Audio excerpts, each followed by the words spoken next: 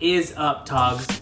So, not long ago, I asked you to submit your Ask Me Anything questions, and you have answered the call. So I've got your questions, and I'm going to answer them as quickly and thoroughly as I can. So you know the drill. Actually, you know what? Let's do this a little differently. Come on. The first question comes from Biker for Life. His question is, if you have to choose one doomsday bike, what would that be and why? So if we're talking about like the last bike that you'll ever have before the end of the world, then I would pick the Arch Method 143 because it's the most beautiful bike ever made. But if we're talking about doomsday bike as in the end of the world apocalypse, you know, zombies, vampires, nuclear fallout, stuff like that, obviously I would want to choose something that's more rugged, something that's going to get beat up and still be okay. Also, I would want to choose something that has pretty good gas mileage and a large tank that can ride on the highway, can also go off-road. So give me like a Tiger 800 or a KTM Adventure 790 and I'll be all set. The second question also comes from Biker for Life, and he asks, are you planning to do a meet and greet with your fans? Ever? Yes, I'm actually planning something and it's in the works. You should hear something about it in the next few months. Really just depends on my schedule and it'll depend on all of you as well. So stay tuned to the channel for an opportunity to have a meetup with not only me, but with other Togs. The next question comes from Marcus. Marcus asks, what's the fastest you've ridden on the Fat Bob? The fastest I've ever gone on my Fat Bob is miles an hour.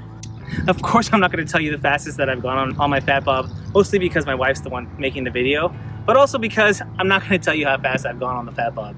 Well, I guess to dispel any rumors, I've never made it into the triple digits. But the other thing I want to dispel is that even as fast as I've ever gone on the Fat Bob, I've heard of this thing called the death shake, or that a Harley will wobble when you reach a certain speed.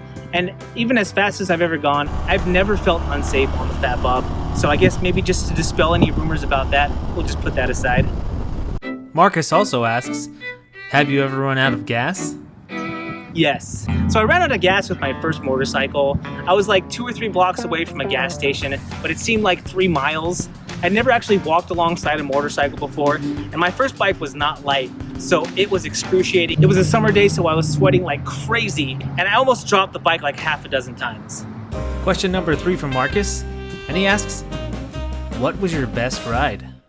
My best ride, I would probably have to say, was the first time that I rode my very first motorcycle home. Now, I've had a lot of good, memorable, amazing rides since then, but that first ride home was just exhilarating. It felt like I was flying. It was that first time at riding at highway speeds that there's not really a feeling that can match that. One more from Marcus, and he asks, what was your longest ride?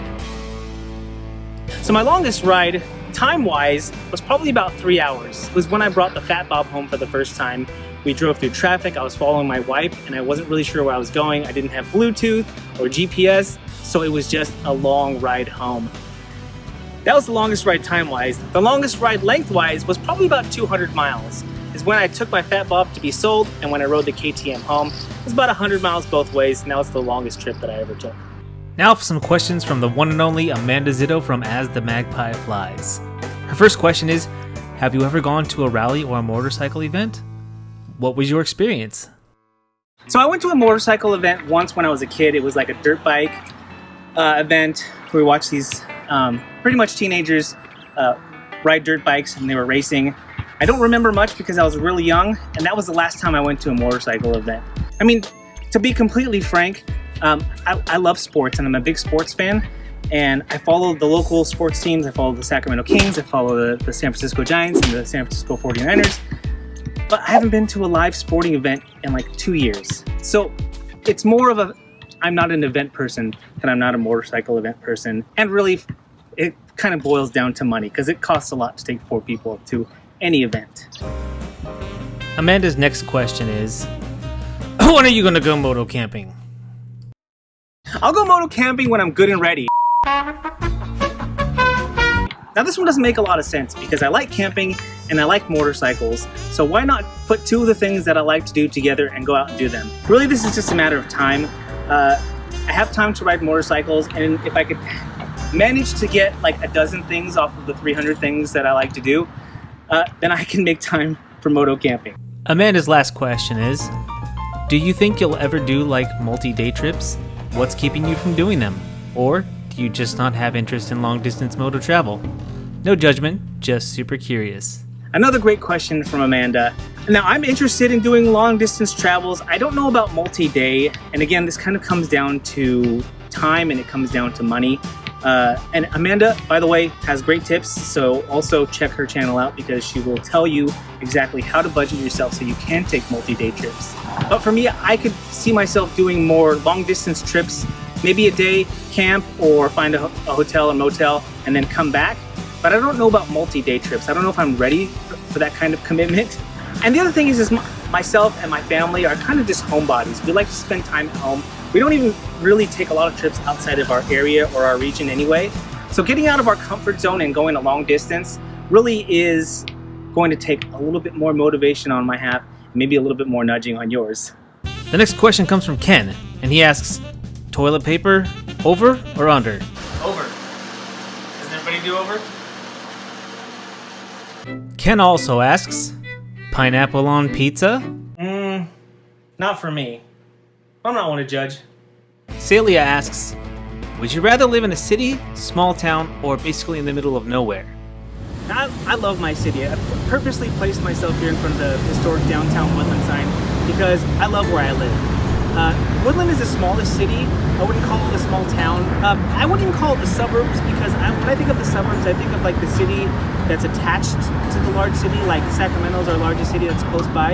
And I feel like a suburb, you have to be able to like drive through your suburb and then right into the city.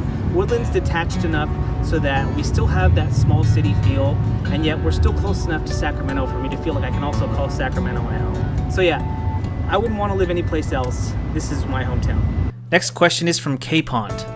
Just random, but why not? Do you believe in ghosts? Or know someone who has? Have you ever had an experience? Funny that you ask, because yes, I have had an experience with ghosts, and it happened right here. So quick story, we were having a rehearsal here at the Opera House. It was tech week, so it was late, it's dark, and a little bit more backstory. We have ghosts in the Opera House. We've had paranormal shows recorded here multiple times. I don't know whether or not they were able to find the ghosts, but let me tell you my story. So we're having a meeting after rehearsal. All of the actors are sitting on the stage, looking out into the audience, and the director's talking to us on the stage. So I'm looking out into the house, and me being me, I'm starting to daydream while he's talking, and I look up to the doors that are up on the balcony, and I saw a person, not a ghost, not somebody dressed up in a sheet. I saw a person walk by the door up in the balcony. So, again, me being me, I kind of stopped the little meeting that we were had and I looked around to see if anyone else had saw what I saw. It didn't seem that way, so I stopped and I said, did anybody just see that? And everyone was like looking at me like, what are you talking about? So I said, somebody just walked by upstairs through the doorway. And I said, is everybody here right now? And the director's like, yeah, everybody's here, down here. There's nobody upstairs. And I was like, I just saw the ghost. And the cool thing about this story is that none of us felt creeped out. None of us felt intimidated or scared. We were just like, wow, that's awesome. You saw the ghost. And that's my story. Linda Dale has some questions for me. And the first one is, what would your dream holiday be? So I love spending time with my family. So a dream vacation for me would be like to get a cabin and just play games, spend time with family, go golfing, go fishing, and just have time with family. Oh yeah, and Disney World. Linda's second question is, would you let your children have a motorcycle? 100% yes. If my girls and my wife would ride a motorcycle, we would go out and get bikes right now. And the last question is, what is the thing you and your family like most about where you live? Or would you move if you could? So I answered this question before, but really I think I would stay right where I am. I love where we live. We live close to everything.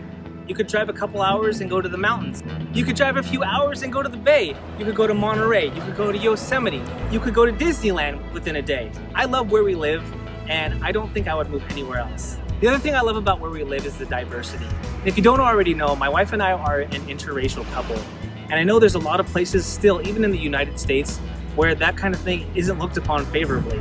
So one of the things that I also love about living here in California is the diversity and the acceptance of who we are, and that me and my family can live here and not have to worry about anything like that.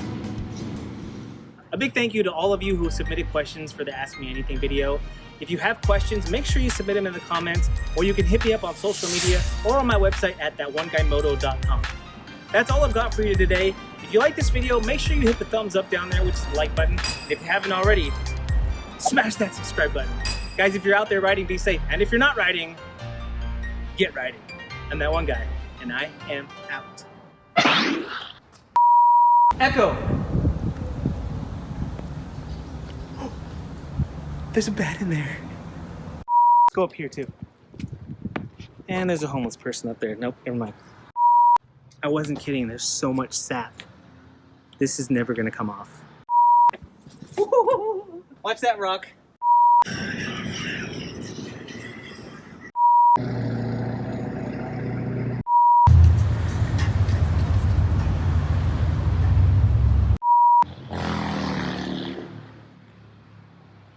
Just like you. Motorcyclists.